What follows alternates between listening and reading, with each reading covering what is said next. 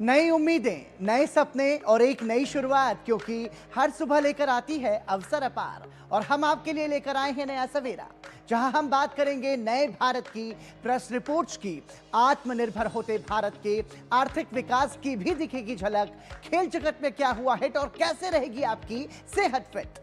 और इसके साथ ही आज पार्लियामेंट में क्या कुछ होने वाला है खास, क्योंकि आज कहीं ना कहीं ऐतिहासिक दिन है आज, क्योंकि 3 दिनों का पार्लियामेंट का ये विशेष सत्र जिसमें महिलाओं के लिए एक बड़ा बिल आज कहीं ना कहीं पास होता हुआ नजर आएगा। हालांकि इसको लेकर आके ये कौन सा बिल है और किस तरीके से महिलाओं की भागीदारी पार्लियामेंट में अब बढ़ने जा रही है, उस पर भी करेंगे हम चर्चा। और इसके साथ ही करेंगे टेक टॉक और नजर डालेंगे वर्ल्ड वॉच पर भी, वो हर बात जो आपके दिन को बनाएगी बेहद ही खास। नमस्कार, मैं हूं कृतिका और मेरे साथ है मेरे सहयोगी पराक्रम। तो चलिए शुरुआत करते हैं नया सवेरा की प्रमुख सुर्खियों के साथ।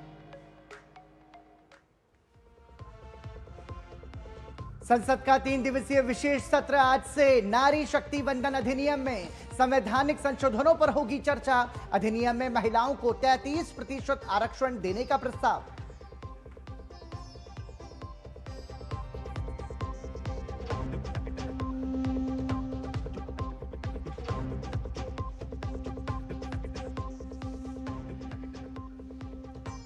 ऑस्ट्रिया के chancellor doctor Christian stalker Bharat दौरे पर, आज पीएम मोदी से करेंगे मुलाकात। पारस्परिक हित के कई अहम मुद्दों पर होगी चर्चा।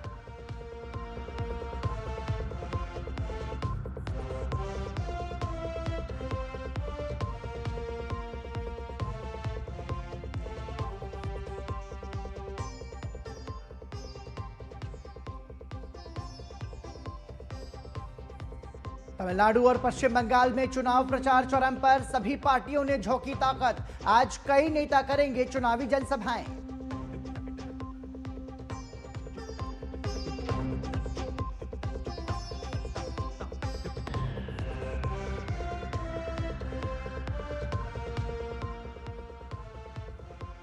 ईरान से तेल खरीदने वालों को अमेरिका की चेतावनी। वित्त मंत्री स्कॉट बेसेंट ने कहा, उल्लंघन करने वालों पर लग सकते हैं कड़े प्रतिबंध।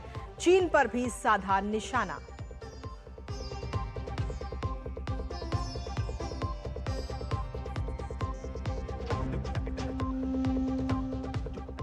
और भारतीय शतरंज के इतिहास में जुड़ा एक और स्वर्णिम अध्याय। आर वैशाली ने जीता फीडे महिला कैंडिडेट्स टूर्नामेंट। ऐसा करने वाली पहली भारतीय महिला खिलाड़ी।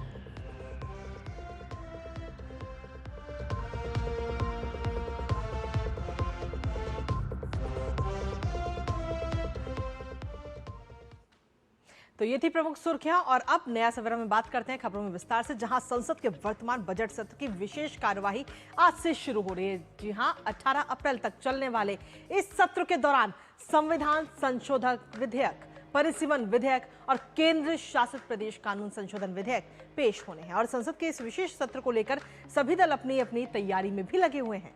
भाजपा और कांग्रेस ने अपने सांसदों को संसद में उपस्थित रहने के निर्देश दिए हैं। वहीं नारी शक्ति वंदन अधिनियम में संशोधन विधेयक और परिसीमन विधेयक को लेकर राजनीतिक गतिविधियां भी तेज हो गई हैं। संसद के वर्तमान बजट सत्र के तहत 16 से 18 अप्रैल तक 3 दिवसीय विशेष सत्र बुलाया गया है, जिसके दौरान नारी शक्ति वंदन अधिनियम में संशोधन विधेयक और परिसीमन विधेयक 2026 जैसे कई महत्वपूर्ण विधेयक को चर्चा और पारित करने के लिए सदन में पेश किया जाएगा। संसद के इस सत्र में जो विधेयक पेश होने हैं, उनमें संविधान विधेयक 2026, परिसीमन विधेयक 2026, केंद्र शासित प्रदेश कानून विधेयक 2026 शामिल है। संविधान संशोधन बिल के जरिए देश की लोकसभा और राज्यों, केंद्र शासित प्रदेशों की विधानसभाओं में महिलाओं को 1/3 आरक्षण देने का प्रावधान है। बिल के मसौदे के मुताबिक लोकसभा की कुल सीटें बढ़ाकर अधिकतम 850 करने का प्रस्ताव है। 815 सीट राज्य में और 35 लोकसभा सीटें केंद्र शासित प्रदेशों की शामिल होंगी। प्रस्तावित बिल में परिसीमन के जरिए राज्यवार लोकसभा सीटें बढ़ाने का जिक्र किया गया है। गौरतलब है कि लोकसभा और राज्यों की विधानसभा सीट संख्या में परिसीमन के बाद बढ़ोतरी की जानी है।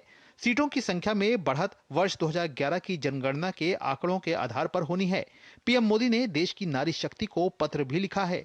सरकार चाहती है कि लोकसभा और राज्यों की विधानसभाओं में जल्द से जल्द महिलाओं को 1/3 सीट आरक्षित हो सके। इसके मद्देनजर ये संविधान संशोधन बिल लाया जा रहा है, जिससे वर्ष 2029 के लोकसभा चुनाव में महिला आरक्षण को लागू किया जा सके। नारी शक्ति वंदन अधिनियम में संशोधन विधेयक को लेकर देश भर में और समाज के हर वर्ग में उत्साह का माहौल है। लगभग सभी दलों ने इसके समर्थन की बात कही है। पूर्व राष्ट्रपति प्रतिभा पाटिल, पूर्व लोकसभा अध्यक्ष मीरा कुमार और बहुजन समाज पार्टी की प्रमुख मायावती ने महिला आरक्षण अधिनियम में संशोधन की पहल का स्वागत करते हुए कहा कि ये कदम विधायी निकायों में महिलाओं का अधिक प्रतिनिधित्व सुनिश्चित करके भारत के लोकतांत्रिक ढांचे को मजबूत करेगा। नई दिल्ली में इंडी ब्लॉक की बैठक के बाद कांग्रेस के राष्ट्रीय अध्यक्ष मल्लिकार्जुन खड़गे ने कहा कि हम सब महिला आरक्षण बिल के पक्ष में हैं। हम सभी महिला आरक्षण विधेयक के समर्थन में हैं, लेकिन जिस तरीके से इसे लाया गया है उस पर हमें आपत्ति है और ये राजनीतिक रूप से प्रेरित लगता है। मैं जानती हूं कि इस देश की एक एक मात्र शक्ति की आवाज कल संसद में आगाज बनकर उद्घोषित रूप में देखी जाएगी और आप सबके माध्यम से मैं सभी राजनीतिक दलों से ये निवेदन करती हूं, करबद्ध प्रार्थना करती हूं कि आप सब राजनीतिक स्वार्थ छोड़कर, दल और विचारधारा की भिन्नता छोड़कर सर्वसम्मति से इस संशोधन को पारित करिए। वहीं परिसीमन विधेयक को लेकर इंडी गठबंधन में बड़ा टकराव देखने को मिल रहा है। एक ओर जहां डीएमके और कांग्रेस इसका विरोध करती दिख रही हैं, तो वहीं महबूबा मुफ्ती की पीडीपी इसके समर्थन में आगे आई है। जो बार बार सरकार की ओर से कहा जा रहा है कि लोकसभा 50% ज्यादा बढ़ाया जाएगा और उसके साथ साथ समानुपातिक तरीके से सभी राज्यों के सीटें बढ़ाई जाएंगी लोकसभा में, वो कहीं इस विधेयक में शामिल नहीं है। There is no clarity, इसमें कोई स्पष्टता नहीं है कि परिसीमन कैसे होगा और जिन राज्यों में जनसंख्या कम है वो इससे परेशान हैं। केंद्र सरकार कहती है कि वो इसका ध्यान रखेगी, लेकिन ऐसा कोई प्रावधान हमें इसमें नहीं दिख रहा है, इसलिए हम चिंतित हैं। परिसीमन के बारे में हमारे प्रधानमंत्री और गृह मंत्री द्वारा पहले ही स्पष्ट किया जा चुका है। प्रधानमंत्री को भी राज्यों की चिंता है, लेकिन मुख्यमंत्री स्टालिन इस तरह का नैरेटिव तैयार कर रहे हैं कि उन्हें ही सारी चिंता है। मुख्यमंत्री अपना कुशासन, अपनी विफलता को छिपाने के लिए एक झूठा प्रोपेगेंडा गढ़ रहे हैं। डिलिमिटेशन तो होना है, मेरे कहने आपके कहने से तो कुछ नहीं होगा। जो बीजेपी के पास ब्रूट मेजॉरिटी है, जो उनको करना होगा वो करेंगे। केंद्र शासित प्रदेश कानून विधेयक 2026 के तहत दिल्ली, जम्मू कश्मीर और पुडुचेरी में कानूनों को संशोधित करना है। इस प्रकार से देखा जाए तो संसद का ये सत्र बहुत महत्वपूर्ण है। एक ओर जहां भाजपा ने व्हिप जारी कर अपने तमाम सांसदों को संसद की कार्यवाही में उपस्थित रहने का निर्देश दिया है, वहीं दिल्ली में मल्लिकार्जुन खड़गे के आवास पर इंडी गठबंधन की बैठक हुई। एमके स्टालिन ने भी डीएमके सांसदों की एक इमरजेंसी मीटिंग की। ब्यूरो इनपुट के साथ शैलेंद्र मिश्र की रिपोर्ट, टीडी न्यूज। तो नारी शक्ति वंदन अधिनियम के लिए संसद का विशेष सत्र आज से शुरू हो रहा है। अपने आप में बहुत महत्वपूर्ण है और भारत की लोकतांत्रिक व्यवस्था के लिहाज से भी ये ऐतिहासिक दिन है। और ज्यादा जानकारी के लिए सीधा रुख करेंगे संसद में मौजूद हमारे सहयोगी शैलेंद्र मिश्र का। शैलेंद्र हमारे साथ न्यूज रूम से जुड़ रहे हैं। शैलेंद्र, भारत की आधी आबादी को मजबूती देने के लिहाज से आज का दिन अपने आप में महत्वपूर्ण है। कैसे देख रहे हैं इसको और कैसे ये लोकतांत्रिक व्यवस्था में नारी शक्ति को सशक्त भूमिका प्रदान करेगा? देखिए, आज संसद का हम जानते हैं कि 3 दिन का विशेष सत्र बुलाया गया है और उसमें 11 बजे ही कुछ महत्वपूर्ण पत्रावलियाँ रखने के बाद हम देखेंगे कि जो संविधान संशोधन विधेयक है 131वां, वो सदन के पटल पर रखा जाएगा और साथ ही साथ 2 अन्य विधेयक है, एक परिसीमन से जुड़ा और केंद्र शासित राज्यों से जुड़ा। तो ये 3 विधेयक आज महिला आरक्षण से जुड़े और परिसीमन से जुड़े ये सदन के पटल पर लोकसभा में रखे जाने हैं केंद्रीय मंत्री अर्जुन राम मेघवाल द्वारा और गृह मंत्री अमित शाह द्वारा। तो उसके बाद आज ही इस तीनों विधेयक पर चर्चा शुरू की जाएगी। 18 घंटे समय रखा गया है लोकसभा में और कल संभवतः गृह मंत्री अमित शाह इस पूरी चर्चा का जवाब देंगे और उसके बाद 18 तारीख को ये राज्यसभा में सदन के पटल पर रखा जाएगा। तो कोशिश यही होगी कि इस 3 दिन के विशेष सत्र में संसद के दोनों सदनों से ये अहम विधेयक पारित कराया जाए। हम जानते हैं कि एक व्यापक सहमति बनाने की पहले कोशिश हुई थी और जब महिला आरक्षण से जुड़ा एक महत्वपूर्ण विधेयक नारी बंधन विधेयक जब पारित हुआ था, पहला ही वह विधेयक था जब नई संसद में हमने देखा था कि कामकाज शुरू हुआ था। और उसके बाद अब ये जरूरत महसूस की जा रही है कि जल्द से जल्द महिला आरक्षण को लोकसभा में लागू किया जाए, राज्यों की विधानसभाओं में लागू किया जाए।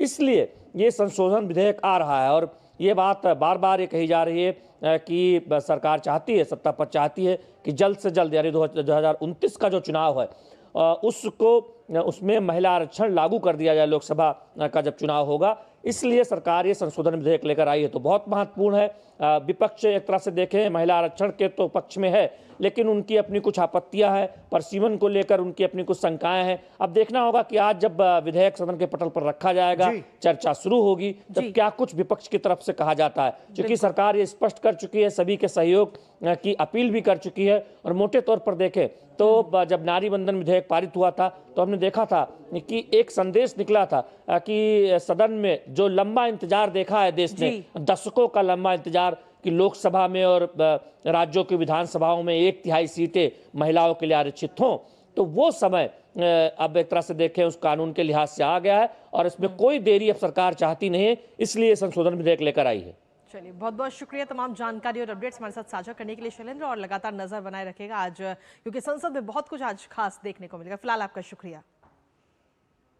और इसी के साथ चलिए अब रुक करते हैं हमारी अगली महत्वपूर्ण खबर का, जहां ऑस्ट्रिया के चांसलर डॉक्टर क्रिश्चियन स्टॉकर अपने पहले आधिकारिक दौरे पर इस समय भारत में हैं और इस यात्रा को दोनों देशों के बीच संबंधों को और मजबूत करने की दिशा में एक अहम कदम माना जा रहा है। डॉक्टर स्टॉकर आज प्रधानमंत्री नरेंद्र मोदी से हैदराबाद हाउस में मुलाकात करेंगे।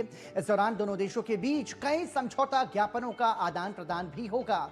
ये उच्च स्तरीय वार्ता भारत और ऑस्ट्रिया के बीच द्विपक्षीय संबंधों को नई दिशा दे सकती है और विभिन्न क्षेत्रों में सहयोग के नए अवसर खोल सकती है।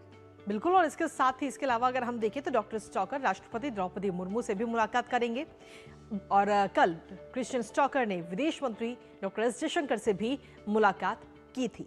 तो भारत ऑस्ट्रिया के जो रिश्ते हैं उन्हें और मजबूती मिलती हुई आगे आने वाले समय में नजर आएंगे, क्योंकि जब चांसलर क्रिश्चियन स्टॉकर प्रधानमंत्री नरेंद्र मोदी के साथ मुलाकात करेंगे और साथ ही देश की राष्ट्रपति द्रौपदी मुर्मू के साथ भी उनकी मुलाकात है। और इसी पर ताजा अपडेट ले लेते हैं, हमारे साथ में हमारे सहयोगी।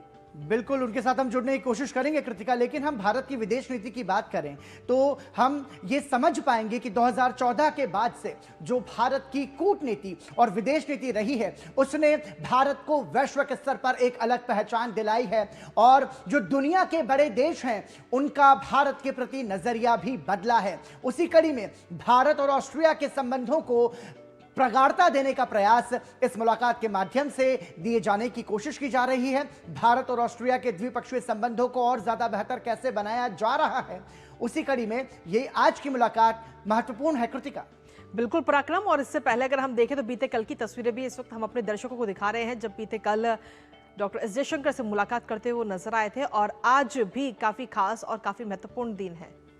हमारे साथ हमारे सहयोगी अखिलेश सुमन इस वक्त जुड़ गए हैं, सीधा उनका रुख करेंगे ताजा अपडेट के लिए। अखिलेश, आखिर भारत और ऑस्ट्रिया की जब हम बात करते हैं तो ये संबंध जो है आगे आने वाले समय में और मजबूत होते हुए नजर आएंगे, और जब प्रधानमंत्री नरेंद्र मोदी के साथ ये मुलाकात होगी तो इस दौरान कई सारे द्विपक्षीय मुद्दों पर बातचीत भी संभव है और साथ ही कई समझौता ज्ञापनों पर भी हस्ताक्षर हो सकते हैं। अखिलेश। देखिए, निश्चित तौर पे भारत और ऑस्ट्रिया की जो संबंध है वो संबंध काफी गहरे हैं। खास करके जो सांस्कृतिक संबंध है भारत और ऑस्ट्रिया के बीच में वो बहुत ही पुराने हैं। रविंद्रनाथ टैगोर वहाँ 2 बार जा चुके हैं और उन्होंने रिलीजन ऑफ द फॉरेस्ट नाम से उन्होंने एक भाषण दिया था, जिसको कि आज भी ऑस्ट्रिया के लोग याद करते हैं कि किस तरीके से उस समय Rabindranath Tagore religion of the forest के बारे में बोलकर, और वो बता रहे थे कि किस तरह से पर्यावरण आगे आने वाले दिनों में बहुत महत्वपूर्ण है। और आज हम देख रहे हैं कि क्लाइमेट चेंज पे पूरी दुनिया में चर्चा चल रही है कि किस तरीके से क्लाइमेट चेंज को रोका जाए। ऑस्ट्रिया में भारतीयता इंडोलॉजी की पढ़ाई बहुत होती है। ऑस्ट्रिया के विद्वान जो है भारत के बारे में काफ़ी रुचि रखते हैं। तो ये जो संबंध है जो भारत और ऑस्ट्रिया के बीच में, काफ़ी हम दोनों के बीच में काफ़ी सघन संबंध स्थापित करता है। और इसमें जब आयात निर्यात की बात होती है, आर्थिक संबंधों की बात होती है, तो वो उसका एक पीपुल टू पीपुल कंटेक्स्ट में बहुत ही कह सकते हैं कि विश्वास से भरा संबंध बनता है। आज देखिए, तकरीबन $3 बिलियन का व्यापार है दोनों देशों के बीच में, और निश्चित तौर पे भारत का निर्यात ऑस्ट्रिया में ज्यादा है, ऑस्ट्रिया का जो है निर्यात जो है भारत में कम है, लेकिन दोनों की जो योगदान है वो काफी महत्वपूर्ण है। दोनों एक दूसरे को ऐसे कॉम्प्लीमेंट्री क्षेत्र में योगदान देते हैं जो कि माना जाता है कि वो कोर सेक्टर है। जैसे रेलवे के कुछ सामान ऑस्ट्रेलिया भारत को निर्यात करता है, हमारी तरफ से इलेक्ट्रॉनिक गुड्स ऑस्ट्रिया को दिए जाते हैं, हमारी तरफ से लेदर, टेक्सटाइल, इस तरह के गुड्स दिए जाते हैं। तो ऑस्ट्रेलिया की जरूरतें जिस तरीके से होती है उसके हिसाब से भारत निर्यात करता है और भारत को जरूरत होती है वो भारत आयात करता है। दोनों के बीच में एक ऐसे संबंध है, जैसे देखिए सेंट्रल यूरोप का पार्ट है ऑस्ट्रिया, और उसमें भारत और यूरोपीय यूनियन के बीच में एक मुक्त व्यापार समझौता भी हुआ है, और उस मुक्त व्यापार समझौते के साथ साथ दोनों देशों के बीच के जो संबंध है वो अगर और ज्यादा मजबूत होंगे तो निश्चित तौर पे एक हमारा गेटवे ऑफ कह सकते हैं कि यूरोप बन सकता है ऑस्ट्रिया, और उस गेटवे ऑफ यूरोप के माध्यम से न सिर्फ हमारे यहाँ रोजगार के अवसर बनेंगे बल्कि हमारे यहाँ जो लोग हैं वो ऑस्ट्रिया में जाकर काम भी कर सकते हैं। इसलिए माइग्रेशन ऑफ मोबिलिटी 2023 में ही साइन किया गया था, उस पर और आगे कैसे स्मूथ बनाया जाए इस पर भी आज जब प्रधानमंत्री नरेंद्र मोदी और ऑस्ट्रिया के चांसलर के साथ बातचीत होगी तो इस पर भी और चर्चा हो सकती है, उसको और फाइन ट्यून करने से संबंधित जो है समझौते हैं उन पर हस्ताक्षर हो सकते हैं। तो कह सकते हैं कि ऑस्ट्रिया और भारत के बीच के जो संबंध है उसकी कोई सीमा नहीं है, दोनों एक दूसरे को काफी मदद कर सकते हैं। और इस मामले में भारत चूंकि दुनिया का सबसे बड़ा देश है तो ऑस्ट्रिया के लोगों को भारत में निवेश करने की अपार संभावना है, वो निवेश करते हैं, भारत में निवेश करते हैं, वहाँ और निवेश करने की इच्छा है क्योंकि भारत एक स्टेबल इकोनॉमी है और ऑस्ट्रिया को भारत में अगर निवेश करके तो सोचते हैं कि यहाँ के अस्थायी एक हमारा निवेश का डेस्टिनेशन होगा जिससे कि ऑस्ट्रिया की इकोनॉमी को भी फायदा होगा और भारत को भी इससे लाभ मिलेगा। लेकिन अखिलेश, इसके साथ साथ हमने देखा कि प्रधानमंत्री नरेंद्र मोदी की हैदराबाद हाउस में मुलाकात आज होनी है। ऐसे में जब द्विपक्षीय संबंधों का जिक्र करते हैं तो दोनों देशों के जो साझा हित हैं वो महत्वपूर्ण हो जाते हैं। आर्थिक लिहाज से इसे कितना महत्वपूर्ण हम समझ सकते हैं, क्योंकि कई समझौता ज्ञापन पर हस्ताक्षर भी होने हैं। देखिए, आर्थिक जो संबंध है वो आज की दुनिया में बहुत ही महत्वपूर्ण माने जाते हैं, क्योंकि देखिए जब किसी संबंध में जगह दोनों देशों के अर्थतंत्र सम्मिलित होते हैं तो वह संबंध जो है और पुख्ता हो जाता है, क्योंकि इकोनॉमी का जो संबंध होता है वो संबंध माना जाता है कि उससे कई तरह के जो और संबंध हैं वो जुड़ते हैं। सांस्कृतिक संबंध आपके जुड़ेंगे, राजनयिक संबंध जुड़ेंगे, स्ट्रेटेजिक रिलेशंस बनते हैं, क्योंकि जब उससे उन संबंधों को बचाना है तो आपको आर्थिक संबंधों को और मजबूत करना होता है। और आजकल के जैसे दुनिया में देख रहे हैं कि एक तरीके से डोनाल्ड ट्रंप का जो टैरिफ वार चला पूरे दुनिया पे, उससे जो कई देशों को नुकसान उठाना पड़ा है, उसके बाद जो रूस यूक्रेन का झगड़ा अभी भी जारी है उसके चलते यूरोप के देशों को नुकसान उठाना पड़ रहा है, उसके बाद अब इधर ईरान और अमेरिका के बीच में जो लड़ाई चल रही है उसके चलते दुनिया के देश असहज है। और ऐसे में भारत और ऑस्ट्रिया के बीच के जो आर्थिक संबंध है वो और मजबूत होंगे, आयात निर्यात के संबंध मजबूत होंगे, दोनों के स्टार्टअप के बीच में काफी अच्छे संबंध विकसित होने की संभावना है। स्टार्टअप मिशन है भारत और ऑस्ट्रिया के बीच में, और प्रधानमंत्री नरेंद्र मोदी जब 2024 में वहां गए थे तो वहां भी काफी संबंधों को आगे बढ़ाने की इच्छा जो है ऑस्ट्रिया के सरकार द्वारा, वहां के राजनीतिक वर्ग द्वारा दर्शाई गई थी। तो आज कई समझौते पर हस्ताक्षर होंगे, निश्चित तौर पे काफी अहम समझौते हैं जिसके बारे में हम जानेंगे जब उनमें हस्ताक्षर होंगे। जी बहुत बहुत शुक्रिया अखिलेश, तमाम जानकारी और अपडेट्स हमारे साथ साझा करने के लिए इस महत्वपूर्ण खबर से जुड़ी हुई। तो सीधे तौर पर हम देख सकते हैं कि भारत और ऑस्ट्रिया के जो आपसी संबंध है वो और मजबूत होते हुए हमें आगे नजर आएंगे। और इसी के साथ नया सवेरा में रुकेंगे छोटे से ब्रेक के लिए, आप बने रहिए हमारे साथ।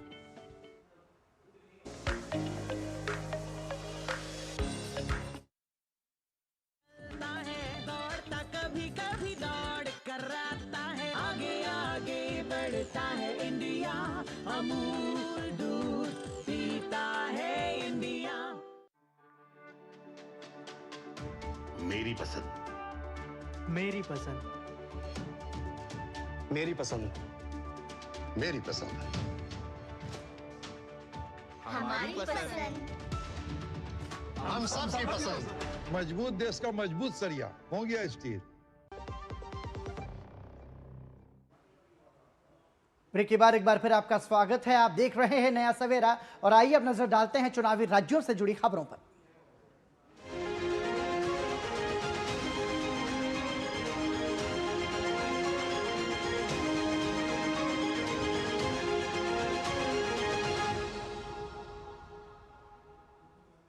तो असम के मुख्यमंत्री हेमंत बिस्व शर्मा आज पश्चिम बंगाल में भारतीय जनता पार्टी के उम्मीदवारों के समर्थन में चुनाव प्रचार करते हुए नजर आएंगे और उन्होंने अपने सोशल मीडिया प्लेटफॉर्म एक्स पर इसकी जानकारी साझा करते हुए एक पोस्ट किया जिसमें उन्होंने लिखा कि मैं अपने पश्चिम बंगाल के भाई बहनों के साथ कूच बिहार दक्षिण कलचीनी और फांसीदेवा में अपने उम्मीदवारों के लिए प्रचार करने का बेसब्री से इंतजार है।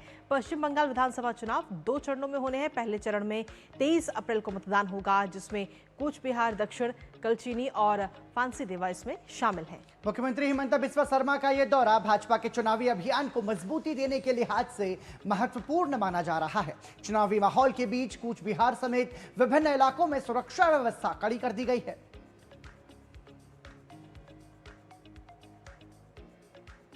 और वहीं दक्षिण कोलकाता की हाई प्रोफाइल रास बिहारी सीट जो कि लंबे समय तक टीएमसी का अभेद किला रही है, अब सियासी समीकरणों के चलते एक नई दिशा में इस वक्त मुड़ती हुई नजर आ रही है। इस सीट की अहमियत अब सिर्फ एक विधानसभा चुनाव तक सीमित नहीं रही, बल्कि ये टीएमसी के लिए प्रतिष्ठा की लड़ाई बन गई है। खासकर कालीघाट मंदिर जैसे शक्तिपीठ के गढ़ में बदलाव की आहट के बीच सवाल यह है कि इस बार मध्यम वर्गीय और शिक्षित बंगाली वोटर का रुझान किस ओर होगा।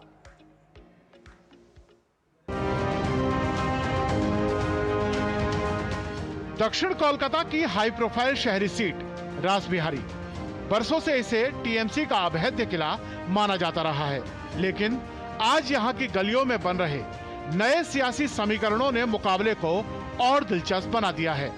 सवाल बड़ा यह है, क्या इस बार यहां के परंपरागत मध्यम वर्गीय और शिक्षित बंगाली वोटर के मन में क्या है? जो अच्छा काम करेगा, जो पार्टी वेस्ट बंगाल के लिए अच्छे है उसको रहना है। जो अच्छा काम करेगा सबके लिए, महिला की सुरक्षा के लिए, बेकार जो काम होगा ये। सियासत के इस बिसात पर बीजेपी की बढ़ती ताकत की गवाही ये आंकड़े भी दे रहे हैं। साल 2016 में बीजेपी का वोट शेयर था महज 16.97%, जो साल 2021 में बढ़कर 35.59% हो गया। 2024 लोकसभा चुनाव में भाजपा का वोट शेयर बढ़कर 42.39 तक पहुंच गया। अब यह सीट टीएमसी के लिए सिर्फ एक विधानसभा नहीं, बल्कि प्रतिष्ठा का सबसे बड़ा सवाल है। वजह है कालीघाट मंदिर, साक्षात शक्तिपीठ और टीएमसी का सबसे मजबूत गढ़। लेकिन हैरान करने वाली बात यह है कि अब इसी कालीघाट के आंगन में भी बदलाव की आहट सुनाई देने लगी है। महिलाओं का सुरक्षा तो इशू, बर्निंग इशू है अभी, तो इसके लिए सभी को अवेयर होना ज़रूरी है। जैसे कि खुद महिला को ही सबसे पहले अवेयर होना ज़रूरी है। मुकाबला बेहद कांटे का है, इसमें कोई शक नहीं, लेकिन एसआईआर के आंकड़ों ने इस टक्कर को और दिलचस्प बना दिया है। रास बिहारी विधानसभा सीट पर कुल वोटर हैं 2,02,519, जिसमें से 48,570 वोटरों के नाम कट गए हैं। पिछले लोकसभा चुनाव में यहां टीएमसी के देवाशीष कुमार और बीजेपी के स्वपन दास गुप्त के बीच का अंतर महज 1,691 वोटों का था। ऐसे में नजरें इस बात पर है कि एसआईआर के तहत बड़ी संख्या में वोटर सूची से नाम हटने के बाद इस सीट का समीकरण क्या मोड़ लेगा। जनता का अपील था जो वो लोग फिल्टर वाटर मांग रहा था, drinking water, filter drinking water, उसका प्रोजेक्ट कंप्लीट हो जाएगा। पूरा मोहल्ला में वो आपको ड्रिंकिंग वाटर, जो प्यूरिफाइड ड्रिंकिंग वाटर मिल जाएगा। यह एक शानदार निर्वाचन क्षेत्र है, हमें यहाँ बहुत समर्थन मिल रहा है और मुझे लगता है कि हम यह निर्वाचन क्षेत्र में बहुत अच्छा प्रदर्शन करेंगे। बहरहाल रास बिहारी विधानसभा सीट पर फिलहाल सस्पेंस का सन्नाटा है, लेकिन नतीजों का शोर पूरे बंगाल में सुनाई दे रहा है। एक बात पर सब सहमत है कि रास बिहारी कॉन्स्टिट्यूएंसी में परिवर्तन का अंडरकरेंट वो भी महसूस कर रहे हैं। कैमरा पर्सन शुभजीत पाल चौधरी के साथ सौरभ दत्ता का रिपोर्ट, डीडी न्यूज़, कलकत्ता। तो जनादेश 2026 के तहत आप देख रहे थे चुनावी राज्यों से जुड़ी खबरें।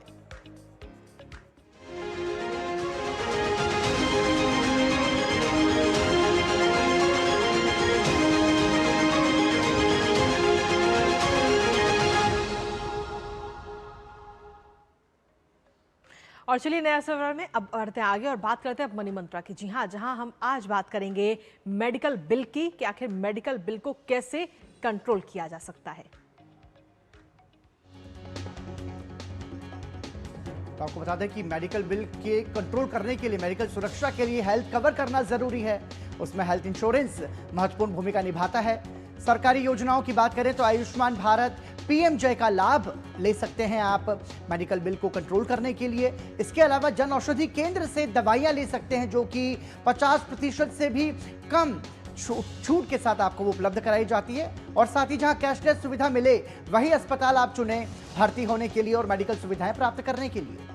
और इसके साथ ही फैमिली हेल्थ पॉलिसी पर भी आप विचार कर सकते हैं, जिससे कि जो आपका मेडिकल बिल जो कि कई बार लाखों में आता है तो वो आपका कम हो सकता है। इंश्योरेंस पॉलिसी की जो शर्तें हैं, जो टर्म्स एंड कंडीशंस जो छोटी छोटी लिखी रहती हैं, उनको बेहद ही ध्यान से पढ़ना और ध्यान से समझना बेहद जरूरी है। इसके साथ ही कैशबैक देने वाले जो यूपीआई हैं या जो बैंक के कार्ड्स हैं, जो एप्लीकेशंस हैं, उनके जरिए आप पेमेंट कर सकते हैं, जिससे कि आपको एक्स्ट्रा डिस्काउंट मिल जाता है।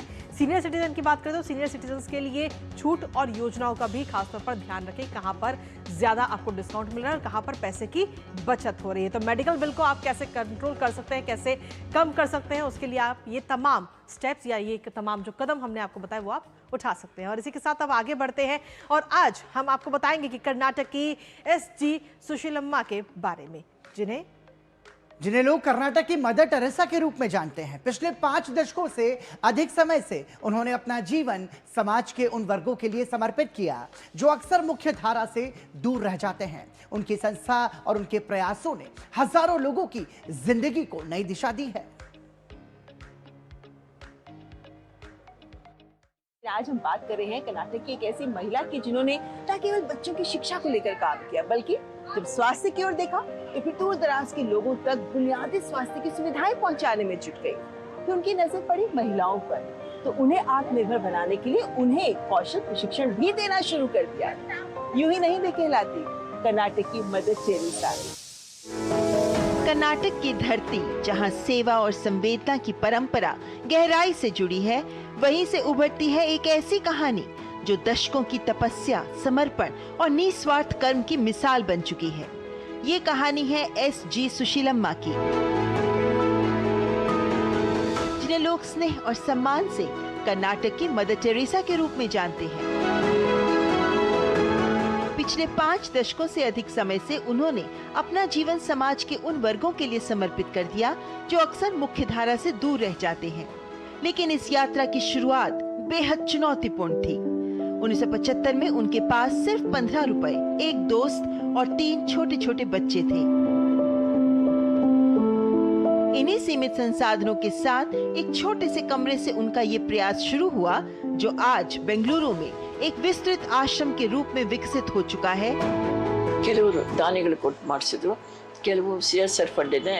हमारा विजन सिर्फ इतना है कि हमारा भारत एक गरीबी मुक्त भारत बने, यही हमारा संकल्प है। इसके लिए हम ट्राइबल लोगों को उदाहरण के रूप में लेकर काम कर रहे हैं ताकि उनका समग्र विकास हो। सुशीलम्मा का ये सफर केवल सेवा तक सीमित नहीं रहा, बल्कि सशक्तिकरण की व्यापक यात्रा बन गया। शिक्षा के क्षेत्र में उन्होंने नर्सरी से लेकर उच्च प्राथमिक स्तर तक विद्यालयों का संचालन किया ताकि हर बच्चे को सीखने का अवसर मिल सके। स्वास्थ्य के क्षेत्र में 18 स्वास्थ्य केंद्रों के माध्यम से उन्होंने दूर दराज के लोगों तक बुनियादी चिकित्सा सेवाएं पहुंचाई। ग्रामीण महिलाओं को आत्मनिर्भर बनाने के लिए व्यावसायिक प्रशिक्षण की पहल की। उनके प्रयासों ने न केवल जीवन बदले, बल्कि आत्मविश्वास और सम्मान की भावना भी जागृत की।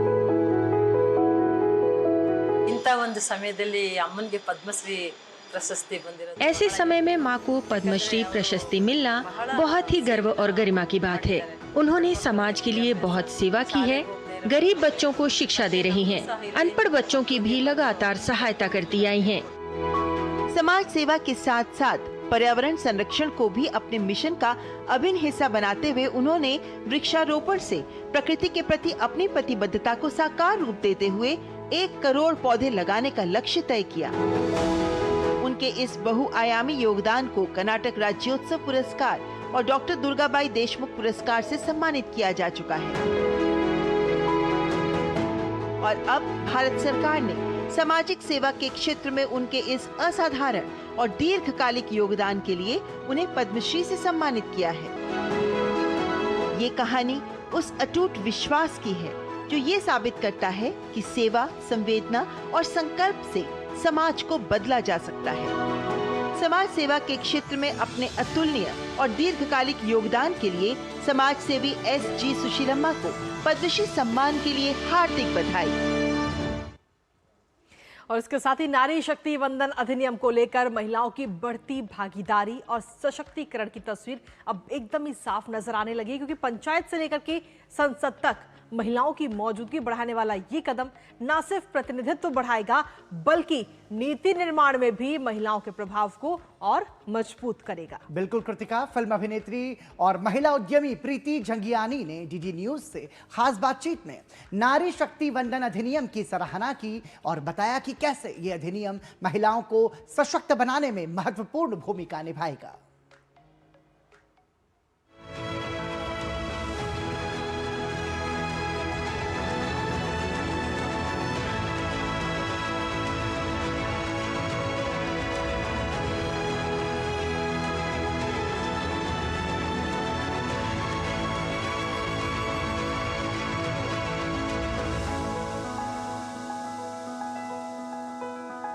नमस्कार, आप सभी का स्वागत है इस खास सेगमेंट में डीडी न्यूज़ पर। फिलहाल हमारे साथ एक बहुत ही स्पेशल गेस्ट मौजूद है जिन्हें आपने बड़े पर्दे पर तो काफ़ी बार देखा है, लेकिन अब खेल के ग्राउंड में भी आपने उन्हें देखा होगा, क्योंकि उनकी जो लीग है काफ़ी ज़्यादा रेवोल्यूशनरी लीग है। बहुत लोगों को ना केवल अपॉर्चुनिटी दे रही है लेकिन एक नया एग्जाम्पल भी सेट कर रही है। हमारे साथ इस स्पेशल सेगमेंट में हमें ज्वाइन कर रही है प्रीति झंगियानी जी। प्रीति जी, 1999 में एक मलयालम फिल्म के साथ आपने अपना डेब्यू किया था और 2000 में, साल 2000 में आपने बॉलीवुड में अपना डेब्यू किया था हिट मूवी जो आज तक भी उसके गाने सभी की जुबान पर है, मोहब्बतें। जी, मोहब्बतें के 25 साल भी 2025 में पूरे हो गए हैं। 2026 में 26वां साल चल रहा है मोहब्बतें का, और उसी के साथ साथ एक बहुत बड़ी जर्नी आपने देखी है। एक महिला होने के नाते किस तरीके के चैलेंजेस आपने देखे 1999 से लेके 1999 से लेकर आज 2026 में? हमें काफ़ी सारे रोल आपने निभाई है, माँ भी हैं, एंटरप्रेन्योर भी हैं, एक्ट्रेस भी हैं। किस तरीके के चैलेंजेस आपने खुद फेस करे? देखिए, जब आप अपना प्रोफेशनल करियर स्टार्ट करते हैं एज अ यंग गर्ल, आपको लगता है कि सब कुछ बहुत ही आसान होगा, सब कुछ एक बेड ऑफ रोजेज़ होगा, क्योंकि आप बहुत ही प्रोटेक्टेड एनवायरनमेंट से आते हैं। मैं मुंबई में मेरी पैदाइशी हुई है and I am born and brought up in Mumbai, तो और मेरी लाइफ काफ़ी प्रोटेक्टेड भी रही है, तो ऐसा मुझे कभी लगा नहीं कि कुछ मुश्किल होगा। फिल्मों में आकर तभी मुझे पता चला कि ये सब फन एंड गेम्स नहीं है और कितनी मेहनत लगती है एक सिंगल सॉन्ग के लिए, एक सिंगल शूट के लिए, एक सिंगल सीन के लिए। तो पूरी फिल्म बनाना कितना मुश्किल काम है। सिर्फ मोहब्बतें के लिए हमने 8 महीने से ज़्यादा भी ट्रेनिंग की थी, हर एक एस्पेक्ट में, चाहे वो डांस हो, चाहे वो हिंदी डिक्शन हो, चाहे वो वॉइस थ्रोइंग लेसन्स हो, चाहे वो कुछ भी हो। So each and every thing we were training for. मेहनत मैंने हिंदी फिल्म इंडस्ट्री में सीखी।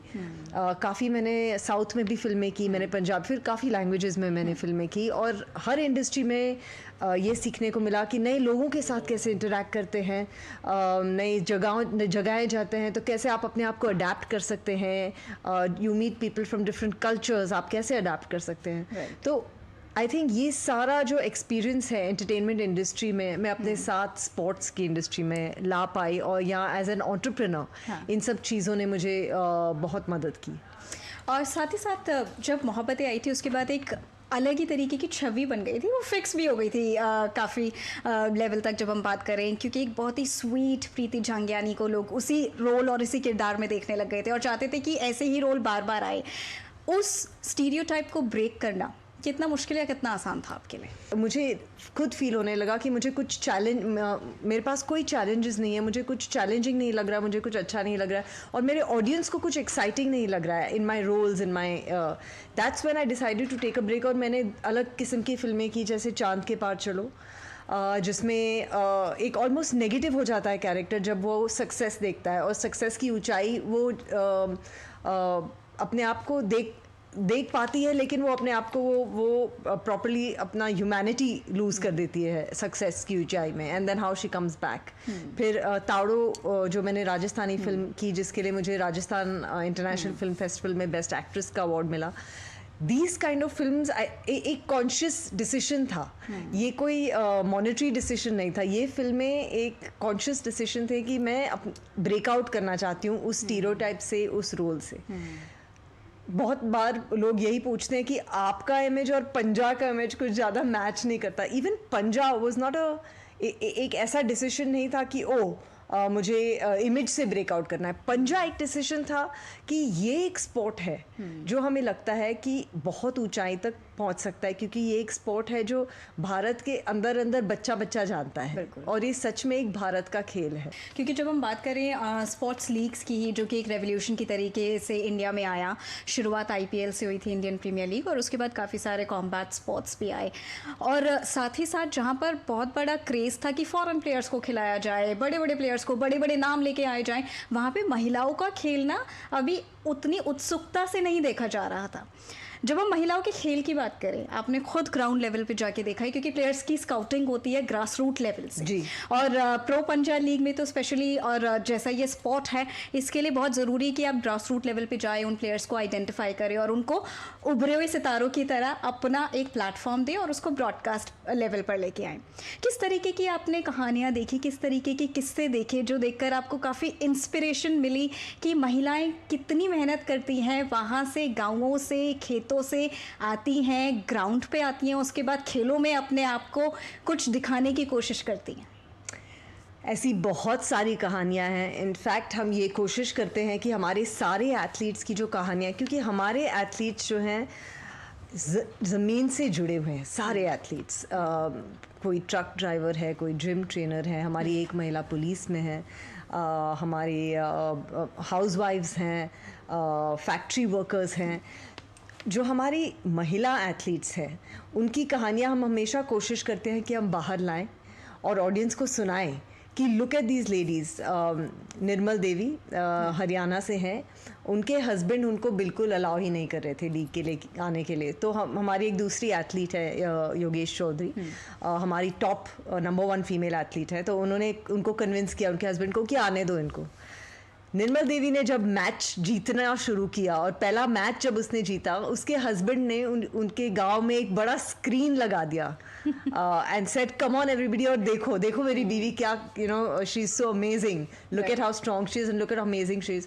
तो उस छोटे गांव के लिए और वहाँ की सारी महिलाओं के लिए ये एक इतना बड़ा इंस्पिरेशन हो गया कि हमारे यहाँ से, हमारे बीच से उभरी हुई एक औरत जो आई है, अब बड़े स्क्रीन पर सोनी स्पोर्ट्स पर आ रही हैं, और उसके हस्बैंड और उसकी फैमिली को इतना फ़ख्र है कि वो अपने फैमिली का नाम रोशन कर रही है। फरहीन हमारी एथलीट जो कहती थी कि मेरे गांव में कुछ नहीं था, ना जिम ना कुछ, लेकिन मैंने फिर भी डट के मैंने बोला मैं आऊँगी, और मेरी मेहनत, माई एक्सरसाइज वॉज हार्ड वर्क, चक्की पीसना, हाउस वर्क करना, स्वॉप फ्लोर्स को स्वॉप करना। किसी को भी मालूम है कि इन सब चीज़ों में कितनी मेहनत लगती है और कितनी ताकत लगती है, और वो आके बहुत ही टफ मैच जीता उन्होंने। बेस्ट ऑफ 5 का मैच था और उन्होंने बेस्ट ऑफ 3 का मैच था और उन्होंने 2 मैच जीते, and she one the match and she was like कि कुछ नहीं था। और आज बिकॉज ऑफ दिस मेरे गांव में जिम्स खुल गई हैं, औरतें आ रही हैं जिम्स में, फिटनेस पर ध्यान दे रही हैं, ना सिर्फ वो अपने घर का काम करें, बट दे आर रियलाइजिंग कि they must look after themselves and they must work at their fitness. दूसरी चीज़ें, दूसरी एवेन्यूज़ खुल रही हैं। सो ऐसी बहुत सारी कहानियां हैं, बहुत ही इंस्पिरेशनल फीमेल्स हैं हमारे लीग में, और हमने हमेशा एथलीट फर्स्ट का जो नारा है वो लगाया भी है, और हमने इसे एक्चुअलिटी में किया भी है, because we want the athletes to be stars. और हमें लगता है कि लोग ये स्पोर्ट तब भी देखेंगे जब एथलीट्स ये स्टार्स बनेंगे। प्रधानमंत्री नरेंद्र मोदी का भी वही सपना है। इसी को ही मद्देनज़र रखते हुए अगर हम देखें तो पिछले 10 सालों में काफ़ी सारे बदलाव आए हैं, क्योंकि जिस तरीके से आपने बिल्कुल ठीक कहा कि प्लेयर्स के पास वो एक्सेसिबिलिटी ही नहीं थी, फैसिलिटीज़ ही नहीं थी कि वो कहाँ ट्रेन करेंगे, कहाँ से अपनी सारी ज़रूरतें पूरी करेंगे जो उन्हें एक अच्छा एथलीट बनाएगा। उस संदर्भ में पिछले 10 सालों में क्या सारे चेंजेस आप देखते हैं जो आपने प्लेयर्स से सुना, और उन लोगों को खेलो इंडिया एक स्कीम है गवर्नमेंट की जो काफ़ी कुछ हेल्प करती है, मदद करती है, उन सब चीज़ों की बात करें तो कितना देखते हैं आपके प्लेयर्स को कितना सारा फ़ायदा हुआ? हमारे आदरणीय प्रधानमंत्री नरेंद्र मोदी जी को मैं पहली बात तो बहुत शुक्रिया कहना चाहूँगी। हम उनके बहुत बड़े फ़ैन भी हैं और फॉलोअर भी हैं। मैं ये ज़रूर कहूँगी क्योंकि मैंने अपनी फ़ीमेल एथलीट्स को देखा है और किस तरह से जो कितनी सारी योजनाएं हैं जो हमारे प्रधानमंत्री ने इम्प्लीमेंट की हैं वो उन्हें डे टू डे लाइफ में हेल्प करती हैं। क्योंकि जैसे कि मैंने पहले भी कहा सारी हमारी एथलीट्स बहुत छोटे शहरों से, छोटे गाँव से आती हैं और उन्होंने सब देखा है। जैसे विलेज की पंचायत से लेकर विलेज काउंसिल्स में जैसे आज वुमेन आ रही हैं, फीमेल्स आ रही हैं, तो उन्हें भी जोश मिल रहा है कि हम आएँ, अपने काउंसिल्स में आए और हमारी बात सुनी जाएगी और हम एक चेंज ला सकते हैं। जो सारी योजनाएं हैं जैसे आप कहेंगे बेटी बचाओ बेटी पढ़ाओ या फिर मातृ वंदना योजना या फिर समृद्धि योजना या स्कूल्स में जो कंपलसरी हो गया है कि माँ का भी नाम आए, ये सारी चीज़ें आई थिंक बहुत ही हमारी एथलीट्स को और हमारी सारी महिलाओं को अपलिफ्ट करवा रही है और उन्हें अपनी राइट्स के बारे में और ये समझा रही है उनको कि अगर वो आगे बढ़े और एक कदम आगे बढ़ाएं तो वो अपने शहर में, अपने गांव में एक चेंज ला सकती हैं। बिल्कुल। और अब उन्हें ये अपॉर्चुनिटी मिल रही है and these are all due to all of these schemes that our honourable prime minister is implementing. पंचायती से पार्लियामेंट तक, इसी टैगलाइन के साथ नारी शक्ति वंदन अधिनियम 2023 में पार्लियामेंट में इंट्रोड्यूस किया गया और पास किया गया। 16, 17, 18 3 दिन का एक बार फिर से पार्लियामेंट का स्पेशल सेशन है नारी शक्ति वंदन अधिनियम पर। और अभी कुछ ही दिन पहले प्रधानमंत्री नरेंद्र मोदी ने नारी शक्ति वंदन सम्मेलन में भी अपना एड्रेस दिया और महिलाओं से बातचीत करी। 33% रिजर्वेशन क्यों ज़रूरी है महिलाओं के लिए? मुझे लगता है कि more than a political movement ये इंडिया के लिए it's kind of a civilisational movement. जब हमें पता लगता है कि सिर्फ 15% रिप्रेजेंटेशन था लोकसभा में या है लोकसभा में औरतों के लिए, औरतों का, तो आपको ये समझ में आता है कि डेमोक्रेसी एक हमारे पीठ के पीछे एक हाथ बंद के चल रही है। तो आज इस इम्प्लीमेंटेशन के बाद मुझे ऐसा लग रहा है जब जैसे कि वो एक हाथ जो है वो फ्री हो गया है और जो हमारा कॉन्स्टिट्यूशन है वो कह रहा है औरतों को कि आइए आज आप इस टेबल पे बैठिए जहाँ पे डिसीशंस एक्चुअली बनती हैं। और हमने देखा हुआ है कि जैसे मैं लोकल विलेज पंचायत की भी बात कर रही थी कि औरतों का रिप्रेजेंटेशन जब आगे थोड़ा बढ़ा है तब भी हमने देखा है कि चेंजेस हुए हैं क्लीन वाटर में, रोड्स में, हाइजीन में, चाइल्ड एजुकेशन में, फीमेल चाइल्ड एजुकेशन में, in general children wellbeing development में, इन सारी चीज़ों में बहुत सारी चेंजेस आई हैं सिर्फ विलेज और पंचायत लेवल से। तो आप सोचो जब ये पार्लियामेंट में 33% वुमेन आएंगी, जब ये चेंज होगा तो नेशनल लेवल पे ये एनर्जी कितने चेंजेस ला सकती है। बिल्कुल, आधी आबादी पूरी भारत का सशक्तिकरण तैयार करने के लिए तैयार है। एक छोटा सा रैपिड फायर राउंड, केवल 3 सवाल। मोस्ट इंस्पायरिंग वुमेन आपके लिए कौन है अभी तक? देखिए, हर औरत के लिए पहली मोस्ट इंस्पायरिंग वुमेन उसकी माँ ही होती है। मेरी माँ जो है मेनका झांगियानी, उन्होंने 30 साल जय हिंद कॉलेज में पढ़ाया है, कॉलेज की वाइस प्रिंसिपल भी रही हैं और मुझे लगता है मैंने उनसे बहुत कुछ सीखा है।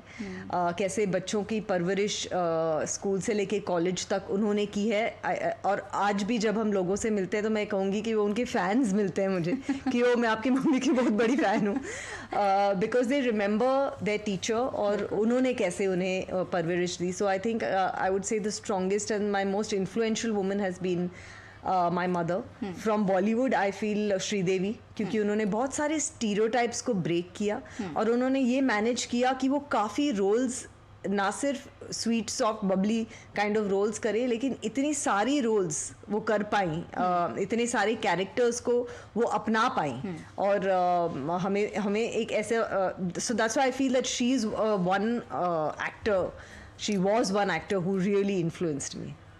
आपने बोला कि आप मोदी जी के बहुत बड़े फ़ैन हैं, ऐसी कौन सी फेवरेट स्कीम है जो आपको बहुत लुभाती है? डेफिनेटली मैं कहूँगी बेटी बचाओ बेटी पढ़ाओ, क्योंकि इस स्कीम ने मुझे लगता है बहुत सारे चेंजेस लाए हैं माइंडसेट में एंड एक्चुअल इम्प्लीमेंटेशन में। और आपका एक मैसेज जो आप सभी महिलाओं को देना चाहती है जो फिलहाल आपको देख रहे हैं? मेरा मैसेज बस यही है, अपने सपनों के लिए हमेशा आगे बढ़िए, गो फॉर योर ड्रीम्स। बहुत बहुत धन्यवाद प्रीति जी आपका हमारे स्पेशल ब्रॉडकास्ट में भाग लेने के लिए और इतनी सारी बातें महिलाओं के लिए बोलने के लिए। आई एम श्योर जितनी महिलाओं ने आपको सुना वो भी काफ़ी इंस्पायर हो रही होंगी आपकी जर्नी से और आपकी बातों से भी। Thank you so much Preeti ji. Thank you so much.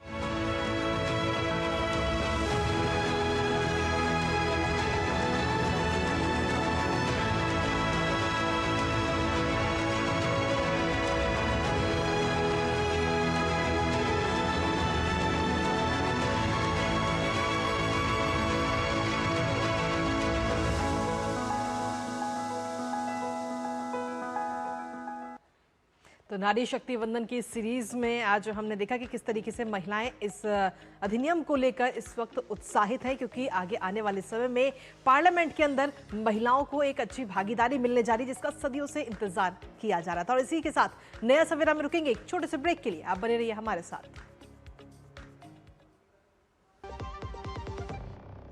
जब धरती चीर कर निकलता है लोहे का पत्थर और मिलता है मोंगिया के जोश से, फिर तपता है, पिघलता है और बनता है फौलाद। अब होता है सरिया सारी खूबियों के साथ। मोंगिया स्टील, मजबूत देश का मजबूत सरिया। ब्रेक के बाद नया सवेरा में आपका एक बार फिर से स्वागत है और अब बात कर लेते हैं त्योहारों की और देखते हैं क्या है एक दिन एक उत्सव में आज खास।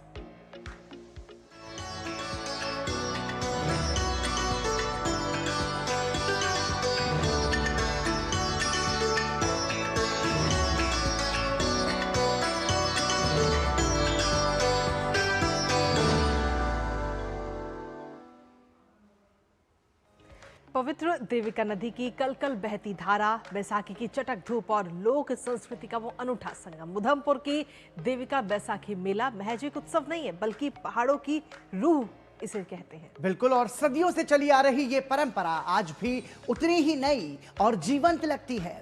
आपको लिए चलते हैं देविका के उस तट पर जहां आस्था और उत्सव का एक संगम देखने को मिल रहा है।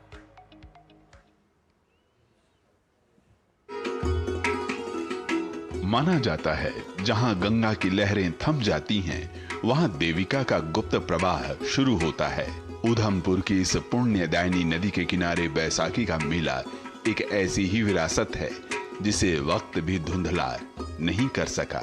भोर की पहली किरण जब घाट की सीढ़ियों को छूती है तो फिजाओं में एक अजीब सी पवित्रता घुल जाती है।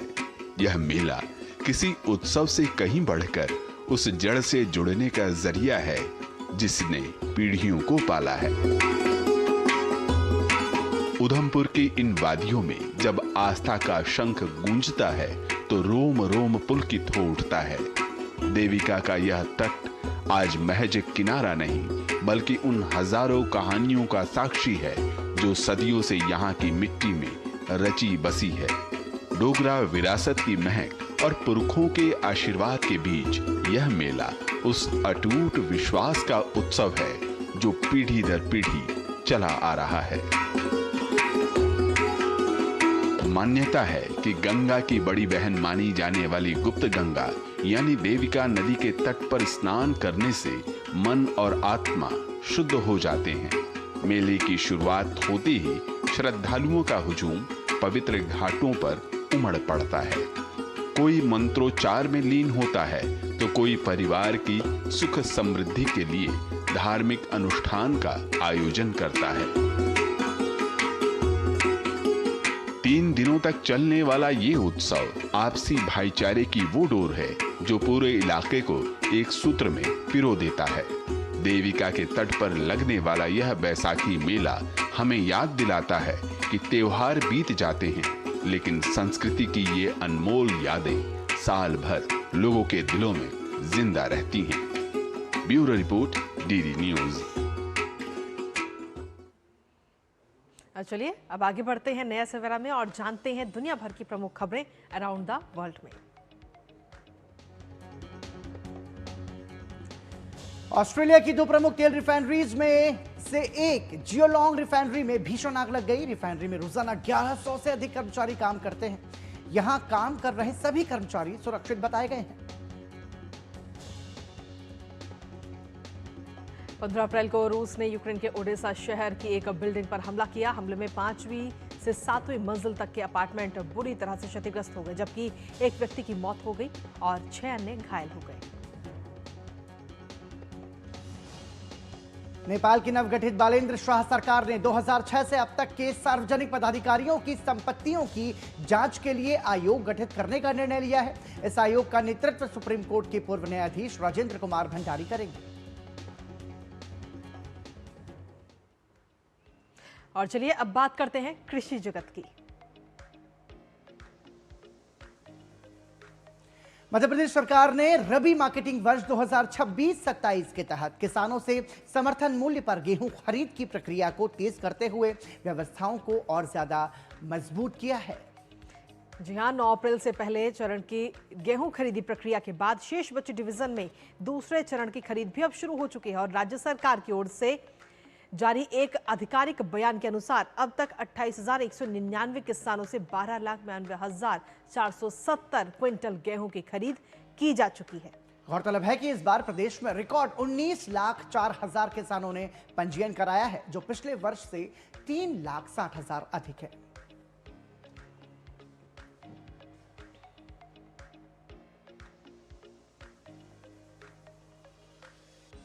तो ये तो बात रही कृषि जगत की। अब देख लेते हैं खबरें खेल जगत से, हमारे खास सेगमेंट स्पोर्ट्स ट्रैक में।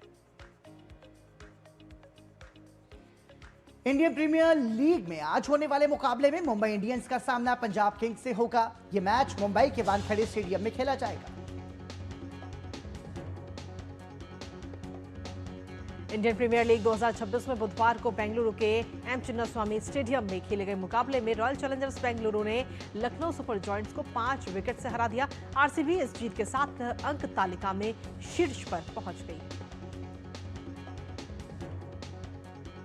भारत की युवा ग्रैंडमास्टर आर वैशाली ने इतिहास रच दिया है। साइप्रस में खेले गए फीजे महिला कैंडिडेट्स चेस टूर्नामेंट को जीतकर वैशाली ने इसी साल होने वाली महिला वर्ल्ड चेस चैंपियनशिप में अपना स्थान पक्का कर लिया है।